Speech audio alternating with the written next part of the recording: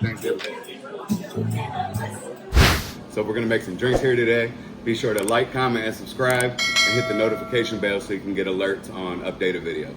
All right, here we go. All right, so we're gonna do an Italian margarita. This is a spin on a traditional margarita, but we're gonna do it with some amaretto, so it gives it a bit of a fall cocktail kind of vibe. So you're gonna do 2 ounces of Blanco Tequila, 1, 2, 3, 4, 5, 6. 1, 2, 3, 4, 5, 6. Half an ounce amaretto.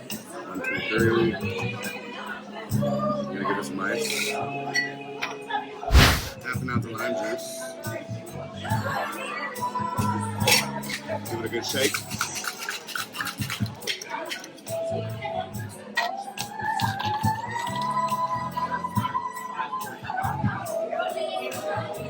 Garnish with an orange. Happy Thanksgiving.